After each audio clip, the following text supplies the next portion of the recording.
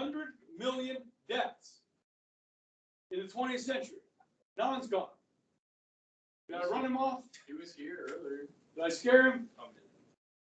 All that anti-communist stuff, guy. It's not his fault. He can't control where he's born. You know what I'm saying? But it sounds like, if he's able to be a foreign exchange student, his mom and dad must be doing pretty good, right?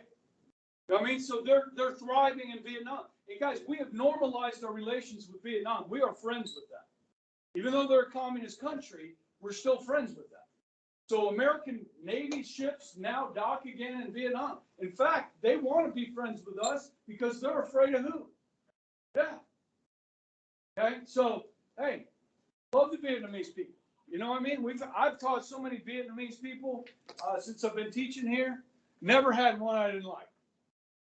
Never had one I didn't like. And really, I haven't had very many students I haven't liked. But, you know what I mean? There's occasionally that punk, But anyhow, what are we talking about? Yeah, communism. All right, let's move on. All right, so what the Red Scare? We talked about how people at home in the United States fear communism because of private property rights, religion, and so forth. Yes? Okay, so let's get into this. Did we talk about this? The end of the war? Did I do this slide at all? Okay, so prices went way up. Wages didn't go up, so people went on strike. Yes? Oh, I was going to tell you the hypothetical about joining a union. Okay? You guys know Amazon, right? You guys order anything from Amazon? Amazon? Okay. Now, how does Amazon treat its warehouse workers? Yeah, you know how that stuff shows up on your front porch the next day? You know what I mean? Those people are like, I wouldn't call them slaves, but it's like, it's tough labor. Like, they have like, clocks that once that order comes in, how long they have to fill that order and get it ready to ship. Okay? Now, they were talking about unionizing. The warehouse workers of Amazon were talking about unionizing. Do you think Jeff Bezos wanted them to unionize? Hell no, he didn't. So he did everything in his power to stop that. One of the things he did is he offered them more money. Okay? So just the threat of unionizing may result in better working conditions and wages. You follow me? Now, guys, at Bishop Carroll, the teachers don't have a teachers union. Okay? We don't have a union that represents us. So we individually, the teachers, have to bargain with school for our pay. Okay. Now, when you're alone by yourself and you're bargaining with the school, what's you against the school, the diocese? So, you know what I learned a long time ago here was, don't ask for more money because you're not going to get it. And if you do and you persist, they'll tell you to go find a job somewhere else. Okay. So let's just say, for the sake of argument, me and Mrs. Fox, Mr. Barber, decided union of Catholic school teachers here at Bishop Carroll.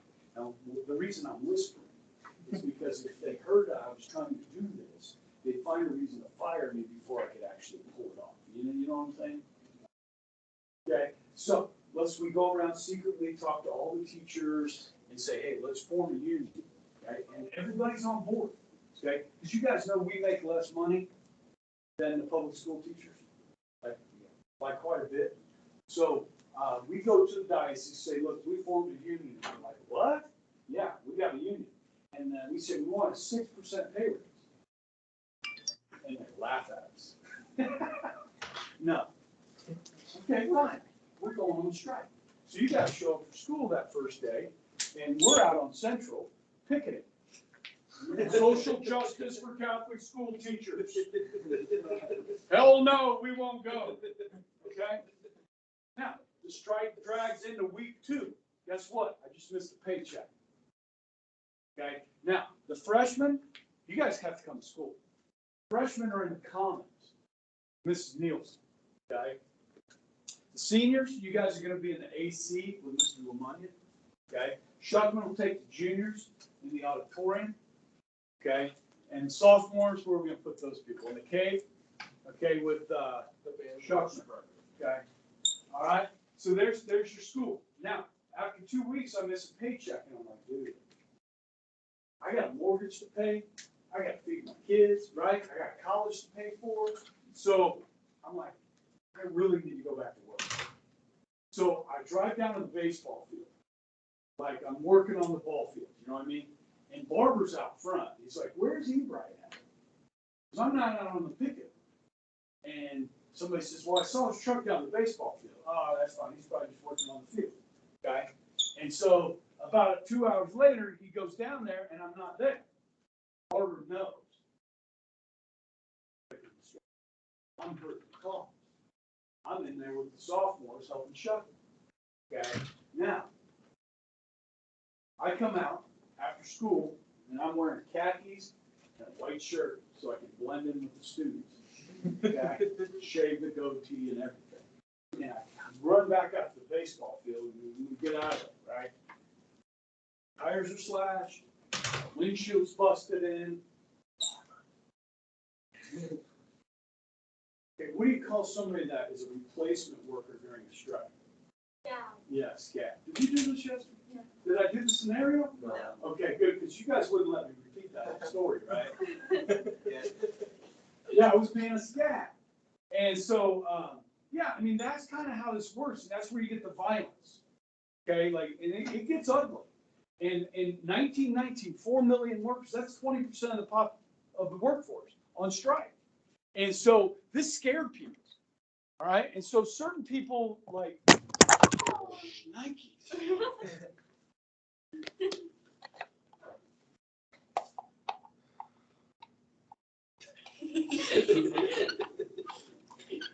This will be good on the video. You may have to watch it just for this.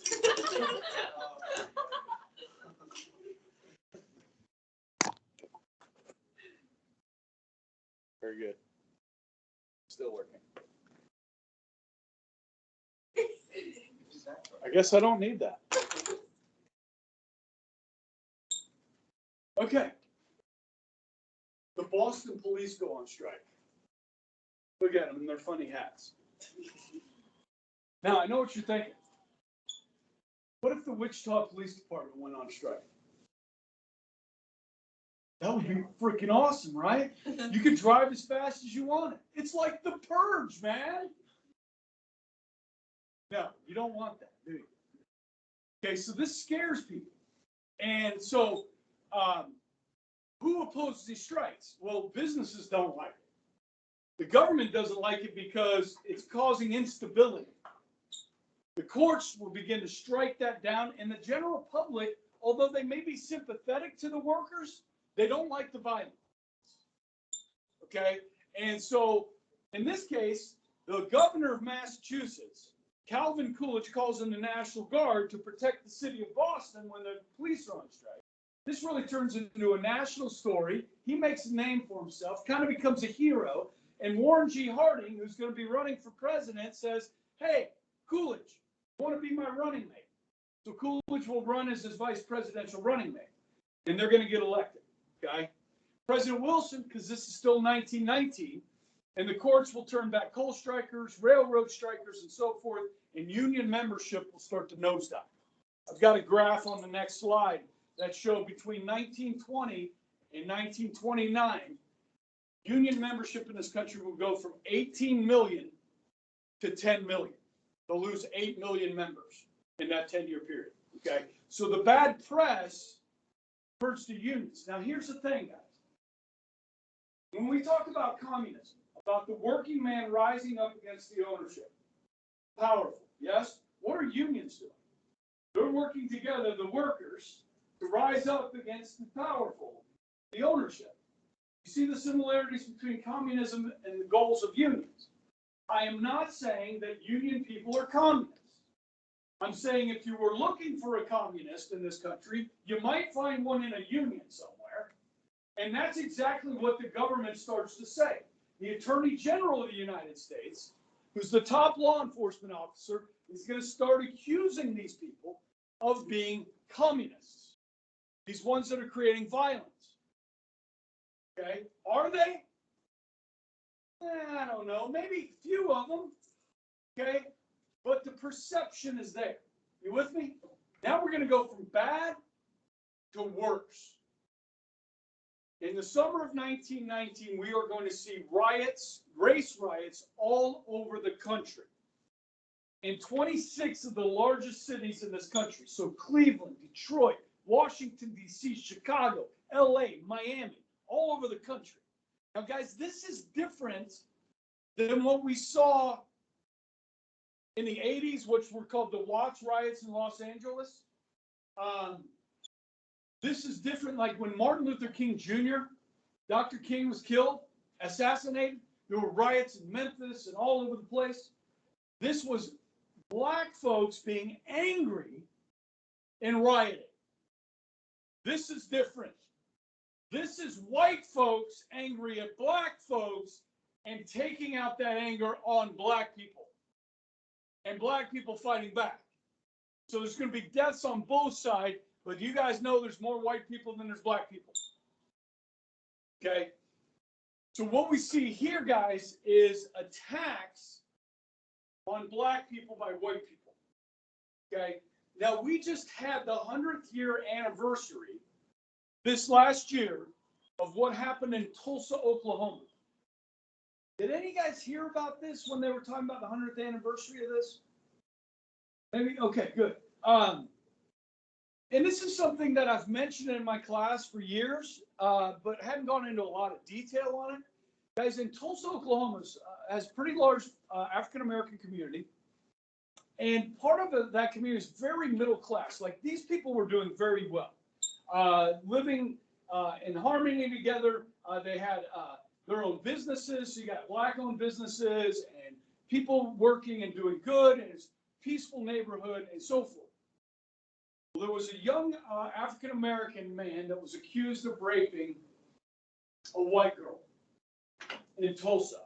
And this set off a series of events that lasted about 3 days, where whites went into that neighborhood in Tulsa and started attacking black people. It led to the burning of that area, like homes and businesses burned down. Okay, so this is different than what we've seen kind of like in the 60s, even with the Black Lives Matter protests, different than that. Okay, this is the opposite of that. Okay, so dreadful wave of lynching and anti-Negro violence permeated the very fiber of America in the year 1919. Lynching was so pervasive that James Weldon Johnson labeled it the Red Summer. Now, not red because of communism here, but red because of blood. 76 blacks were reported lynched, 26 race riots. One of the worst riots took place in Washington, D.C., almost in sight of the White House. 6 blacks were killed and 100 were wounded. Okay, so you've got union violence, and then you've got race riots, white people behaving badly. Okay, and it goes from this to worse. Now, the Attorney General is this guy. This is Mitchell Palmer. A. Mitchell Palmer is his name. Okay, and he thinks that this is all being done by communist agitators and anarchists. Okay. Did I put this up for you guys yesterday? Now, guys, this is kind of deep. Okay, just try and stay with me here a little bit. You got like 5 groups of ideologies of Americans at this time. Okay, the progressives. Woodrow Wilson was a progressive. Well, one of the last things you guys studied in your junior history was the progressive movement. Listen, progressive belief that the answers to your problems generally is government. Government can solve your problems for you. There's a problem in society, let's put government in charge of fixing it. That's what progressives feel. Okay? Then you've got conservatives. Conservatives like tradition. Okay, now one of the things you got to understand about this country, and I brought it up, I think, with you the other day, that this country was mostly founded by white Anglo-Saxon Protestants. Did I mention that? Okay, that's who I am. I'm a white Anglo-Saxon Protestant. Okay, the people that came here from England, the Pilgrims, Puritans, you know, these folks, right? Now, mixed in with them were some Irish people as well, some Scots and so forth, right? And then we would start to have immigration from other parts of the world, yes? Now, what conservatives want is to kind of hold on to that tradition, that Anglo-Saxon Protestant tradition. Okay, so you got that group of people. You with me? Progressives, conservatives, and then you got liberals. Now, you got to be careful with this word liberals. Because liberal today means something different than what liberals means. Classic liberals are about liberty, freedom. Have you ever heard of the party called the Libertarian Party today? Yeah, so the libertarians, the liberals, true liberals, classic liberals, are about not a lot of government. Leave us alone, government. We want just to be free. Leave us alone, okay? So you got those people. Then you got the radicals, okay? We're talking about here anarchists that believe in no government, socialists and communists. And then you got reactionary. Here we go with the KKK. Okay, these people are like conservatives on steroids. Okay, so not only do we have, we want only white Anglo-Saxon Protestants, but we don't want any alcohol. You know, we want women to stay in their place. These people are like somewhat, you would say, radical, but the better term for them is reactionary. Okay, so these are the different groups that we're dealing with during this time period. Okay, so if you're a conservative, you see this and you're like, whoa, what's going on here with these race riots? Okay, if you're progressive, you think the government needs to do more. You're reactionary, we need to lash out at these people and go after them. Get rid of them. With me? Okay, so let's go from bad to worse. Terrorism. Come back to that slide. Okay? Yeah, guys, domestic terrorism, mail bombs, going off on people's front doorsteps, coming through the mail. Okay? Now, in 1919, 1920, there's 36 of these. Now, look at the targets. A bomb goes off on the Attorney General's front doorstep. One goes off on the Secretary of Labor's front doorstep. Now, Secretary of Labor deals with labor unions, deals with worker issues. You guys know who J.P. Morgan was? The big multinational banker, did a lot of different businesses. He's a capitalist. And Rockefeller, what did he do? What was his thing? Oil? Yeah, Standard Oil, Rockefeller.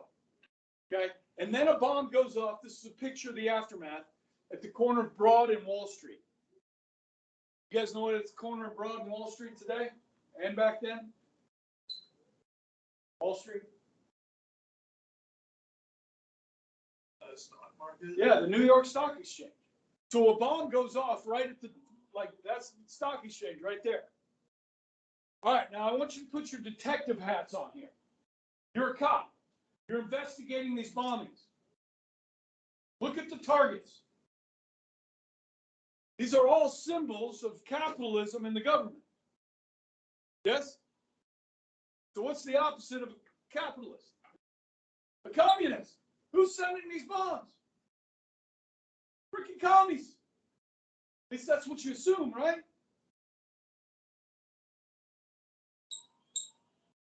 Union violence, maybe commies. Race riots, maybe commies. Bombs. Okay? People are going to start freaking out. People are scared. And when people are scared, they start reacting poorly. Okay? So, Palmer, the Attorney General, guys, who is the chief law enforcement officer of the country.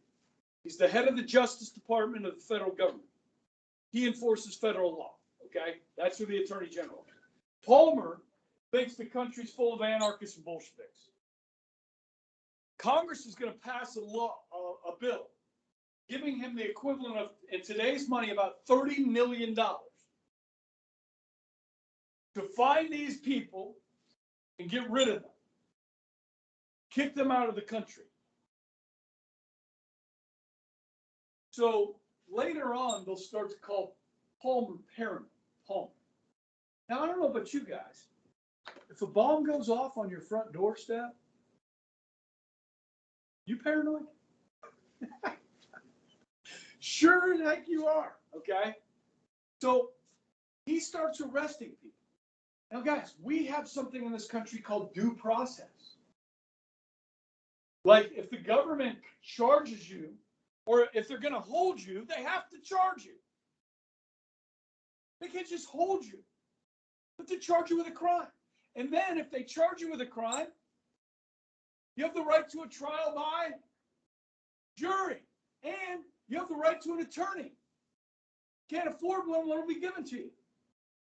These people didn't get due process. They were put on ships and sent out of the country, back to Russia. Okay? Now, this fear that is going on, consuming the country, is going to be vetted on other people. Most notably, blacks, Jews, Catholics. Add another one to that, immigrants. Okay? Here we go. Xenophobia. Okay, there's a new vocabulary word for you if you didn't already know it. It's pronounced xenophobia. Starts with an X. Okay? Think that'll be on the test? I think it'll be on the test. Okay? Now, so because of this fear of foreigners, because why are we fearing foreigners? Because we think they're bringing in these radical ideas with them. So people like from Russia, what are we worried about them bringing with them?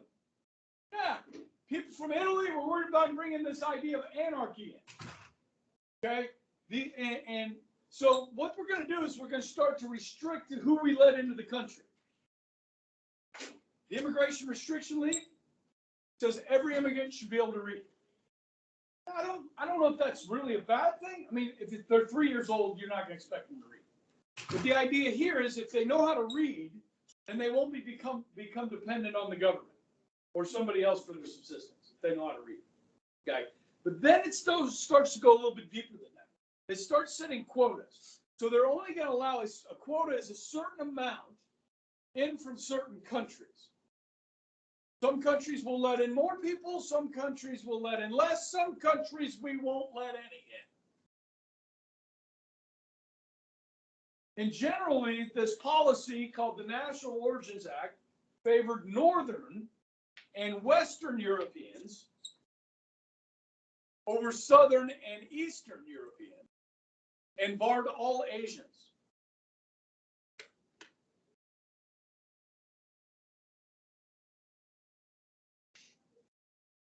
Oh, did I wake you up? I'm sorry. I didn't mean to wake you up. I'm sorry.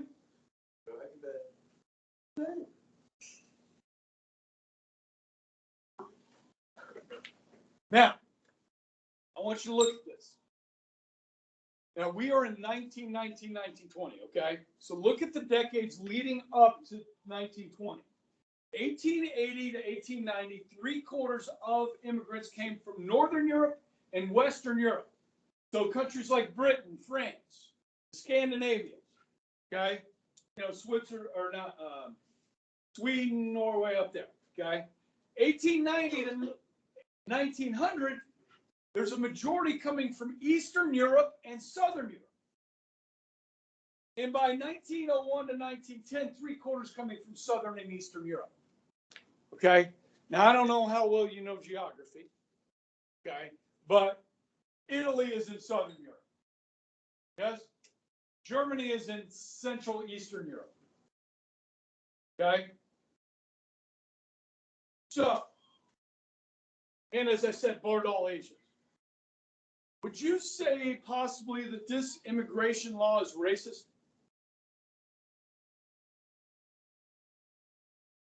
Yeah, I mean, so characteristically, like physical characteristics, somebody from Northern or Western Europe, what does their physical appearance tend to look like? Paler, lighter skin, lighter eye color, lighter hair color, right? And then you get to Southern and Eastern Europe, you get darker color, skin, darker eyes, darker hair, right? Yeah, this is what's going on here. Now, does communism have a little bit of a role in this? Yes.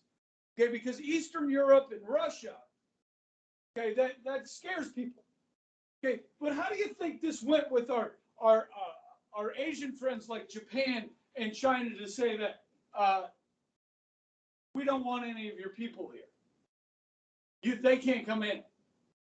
Is that going to be good for our relations with Japan and China? No, it's saying to them that you're inferior to us. We don't want your people. It's crazy. This is 1924. Okay. Now, I did look this up. Okay. As far as our border with Mexico and people coming up from Mexico, there were no limits. Okay, so people from Mexico were not affected by this. Okay, so people were free to come across. And really, guys, up to about 1900, we didn't really have much in the way of immigration laws. If you came to the country, you were generally allowed to stay. Okay, and so we've changed our laws again, over time. Okay, but we should point this out. Okay, how this worked. And so I have a picture on the next slide. I actually took this at Ellis Island when I was there in New York. Okay, and this was like a big mural thing. Okay, so this is our immigration leading up to 1924. Okay, and so the dark colors over 50,000, Britain and Germany. So guys, a lot of your families that are German, okay, came in during this time period. Okay, and then look at here, Russia, between 10 and 30,000. Whoa, we got to hold up on that. Commies coming in, right? And then you see here, Italy, you had quite a bit, 30 to 50,000. So the new law is going to change it to this. You see Russia down to 1 to 5,000. Okay, you see France is dropping. Germany's dropping in numbers of people we let in. Italy's dropping a lot. Okay, but not Britain, the Anglo-Saxons, right? Okay, so this is what they were trying to do is to preserve racial type as it exists here today, to only allow people in of the people that are already here. That makes sense. You're trying to keep it the way it is, racially. Okay, that was the goal. Okay? And then this I also took at Ellis Island. And this is shipping the Reds. Okay, so this one down here, 249 Reds, which means what? Communists. Okay, exiled to Soviet Russia. And then here, arrests exceed 5,000. And these people will be deported as well without due process. Okay, so Mitchell Palmer, the Attorney General, goes from a pretty popular guy to a guy that a lot of people don't like because of how he treated people. Okay. Now, some people liked what Palmer was doing. You know who really liked what he was doing? This group.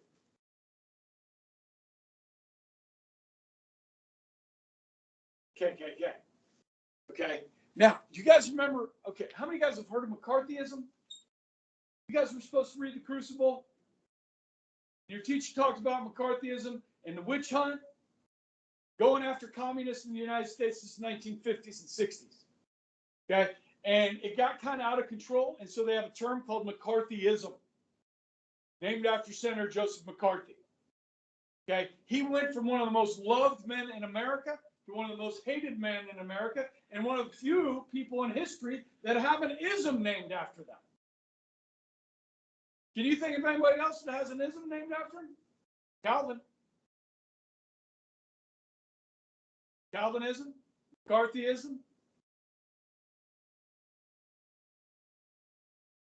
Got one? Okay, Buddha. And Marx? Marxism?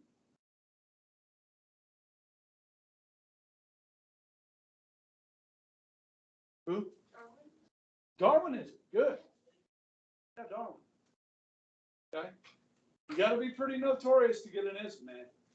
Okay. And we use the term McCarthyism a lot. Now, probably not right now. We don't use it as much.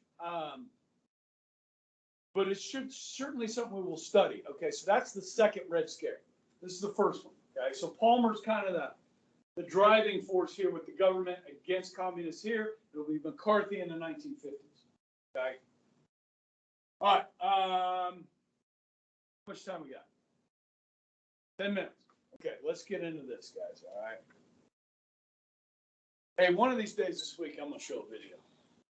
Okay, we'll take a day off from the lecture. All right. Okay. I'll show you a video on the 1920s. It's kind of a fun video with lots of music and dancing and inventions and fun stuff. Okay. Good. All right. Maybe Wednesday. Tomorrow Wednesday? Yeah. I don't know. We'll see. Okay. All right. So the KKK. So this is a new Klan, and what we have here, guys, you see the S and W. That's the South and West. But the Klan was actually fairly prevalent in the Midwest as well. I'd say about 10% of the Klan was in the West. The rest was in the South, most in the South, but also in the Midwest. Like I just pulled this off the internet. This is from Milwaukee, Wisconsin in 1924. 1924 in Milwaukee. Okay? This is a Flag Day celebration. They're going to have a picnic. Klan. Okay? They're going to have music. Lectures. I wonder what those are about. Dancing, refreshments, no alcohol. Okay? Yeah, the public is invited.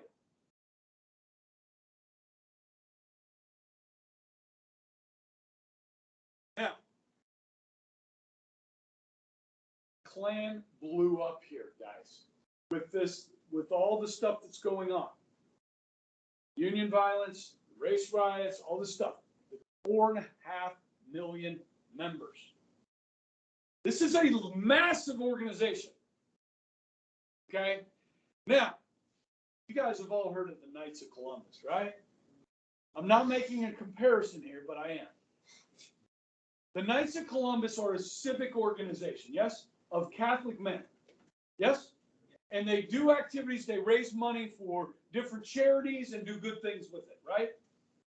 Right? Nothing bad to say about it. Any guy bad to say anything about the Knights of Columbus? I got nothing bad to say about it. Now, I can't join because I'm not Catholic. Does that offend me? No. Okay? Now, this is a group of Protestants, white Protestants. Okay, and as you guys know, Catholic men come in all shapes and sizes, stripes and colors, right? Right? So it's not racial. This is racial. Okay? It's white, it's Protestant. Okay? And they're unhappy with what's going on in this country. They are reactionary. Ultra-conservative reactionary. Okay? They want to go back to the way it was. When it was just them. Now, not all 4.5 million of these people are committing terror and crimes against other people. You understand? But they are by association guilty. Because there are many in their community that are doing that. Okay? They will terrorize communities in the South. If you're an African American person living in Birmingham, Alabama, and you're charged with a crime and you're put on trial, are you guaranteed that none of those 12 jurors are members of the KKK? Is there any guarantee that the judge in the trial was a member of the KKK?